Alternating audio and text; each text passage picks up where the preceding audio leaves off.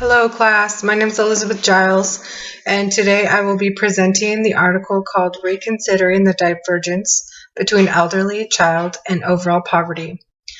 This article is written by David Brady from Duke University. So in this study, Brady postulates that poverty among children, the elderly, and overall poverty are not as divergent as once originally thought. Children and older adult cohorts are much more likely to be poverty-stricken than any other age group in the overall population. Recently, we have experienced declines in poverty in the elderly and an increase in poverty amongst children, according to recent research. Brady claims that there are similarities between child and elderly and overall poverty. And in this study, he challenges the idea that there is a divergence between the three. Measuring poverty, lack of validity. There are many weaknesses found with the official U.S. measure of poverty. So this was a tool developed by Molly Orshansky. And what she did was she took the Department of Agriculture low-cost food budget and multiplied it by 3, assuming that food was 1/3 of a family's expenses, and she developed a research tool. Well, it later turned into a poverty instrument to measure poverty, and has been unchanged since then. And it does not take into consideration some key family expenses such as childcare, healthcare, and out-of-pocket medical expenses. It also uses a family's gross income, which is before taxes, and doesn't take taxes into consideration. So Brady used the Luxembourg income study. The LIS poverty estimates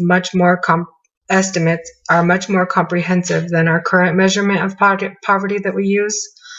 It includes an all-inclusive definition of household income, such as disposable cash, as well as non-cash income, which would be things such as welfare, food stamps, TANF, etc.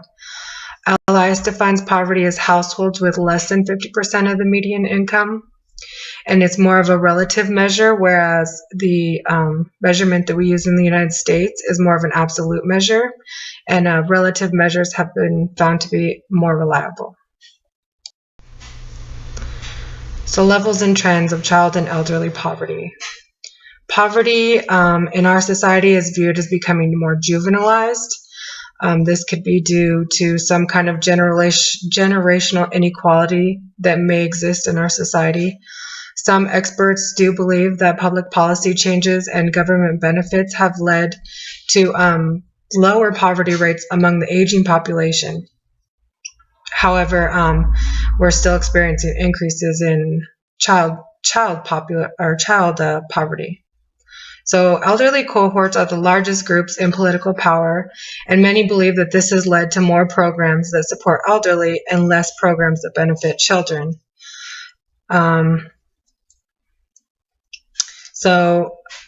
In Brady's study, he just talks about how the elderly are not antagonistic to children, and they do not cohesively vote against children programs. However, there are more social programs money that is spent on elderly than in any other group. So Brady used the LIS measure to measure the elderly poverty rate, and it was found to be much higher than our official U.S. measure originally estimated. Brady explains that in 1991, the official estimate was 12.4%, and the LIS estimate was 20.8%.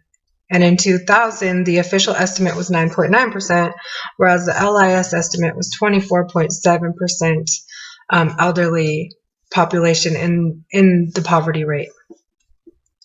Many elderly are considered to have an income that is just above our official threshold. However, using the same income, it would not exceed the LIS threshold. Relationship between elderly, child, and overall poverty. The United States official measure of poverty underestimates both child and elderly poverty.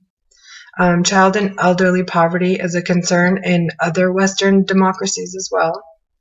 Research suggests that child and elderly poverty move in concert with one another, along with the country's overall level of poverty, which contradicts the idea of lower elderly poverty resulting in higher levels of child poverty. These changes that we are seeing in the United States very well may be from demographic changes, the increase in our aging population in general. So Brady's analysis of historical variation in poverty.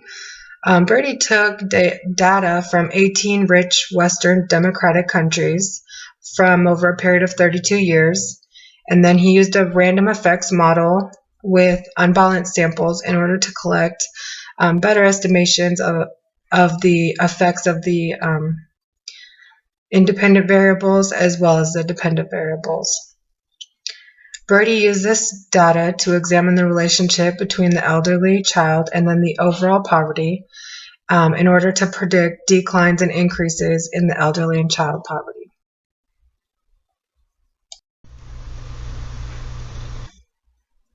Findings. So overall, Brady found that childhood poverty and overall poverty were very strongly correlated.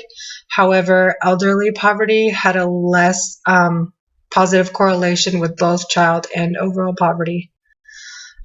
Countries that experience high levels of overall poverty were found to have high levels of elderly and child poverty.